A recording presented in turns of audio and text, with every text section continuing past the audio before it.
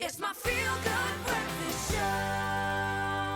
On this Monday morning, we say, hey, thanks for joining us on your Feel Good Breakfast Show. We're talking about love versus obsession. We love love and we want to keep it healthy and beautiful. So we want to touch on healthy relationships with Dr. Eve this morning. But earlier, Doctor, we had a call from Joe from PE. So she's broken up with this guy. He's already moved on and he's in a new relationship. He keeps hacking her, keeps phoning back. He keeps phoning her. Yeah, what and to he's in do? a new relationship. He's in a new relationship, what to do? That's very unfair to her. Well, she's got to actually block him completely.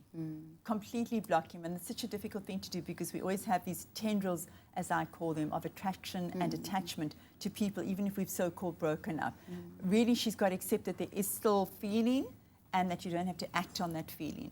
And that he is really being unfair to her. She's got to block him off and deal with her own pain and loss or moving on. Dr. Wasserman, you deal with relationships every day of your life. What does a healthy relationship look like? Healthy relationship has two components to it, which is freedom and independence. Which means that you have to be in a place where two people want the best for each other, which means that they give each other the freedom to be the best that they can. That does not mean that you're violating your traditional value systems of whatever they may be, and usually they are monogamy and fidelity and commitment.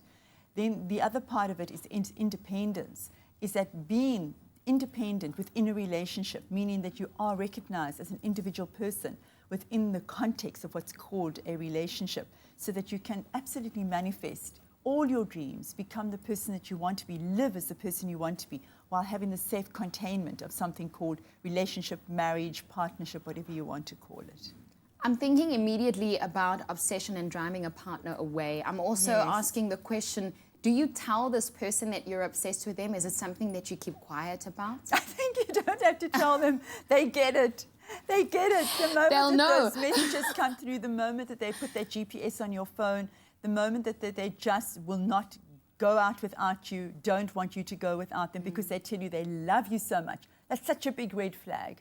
I love you so much, that's why I want to be with you all the time. I love you so much, that's why I want to go with you everywhere. That's called mistrust. That's called toxic.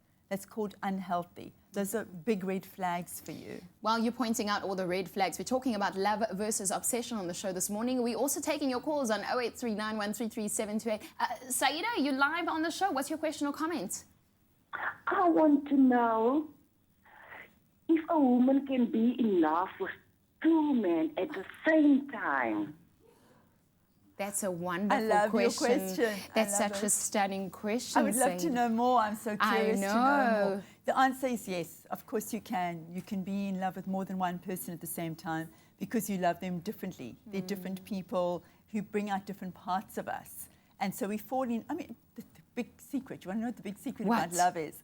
You fall in love with yourself when you meet somebody and they bring out parts of you that you haven't really experienced with anybody else. You think, oh my goodness, I love this person. I want to ask a part two of her question. Yes. So who do you choose? Who do you choose? Why do you have to choose anyone? Dr. Eve. As long as there's openness and there isn't secrecy and you're not hurting, and also you may not be able to act. Okay, I like what you said. As long it. as you're not hurting anyone. Absolutely. Okay. As long So as you're not with acting. them. You may not be acting on it, but you can know somebody and say, I really love that person, but do I want to be spending more time with them? Who do I want to actually be spending time with, and do both people know about it? Yeah. So you've got to get onto my Facebook and follow my conversations where I talk about contemporary intimacies. Contemporary intimacy. Yes. Saida, don't put that on your Facebook status, eh? You must keep it a secret because it's nice to love people. Doctor, thanks so much for joining us this morning. Love versus obsession. Hey, all I say is protect yourself, and you heard it from Doctor this morning. You need to see those flags and those little voices before you get the restraining order. Well, this is your Feel Good Breakfast Show. We're taking good care of you this morning. In fact, the rest of the guys want to say goodbye.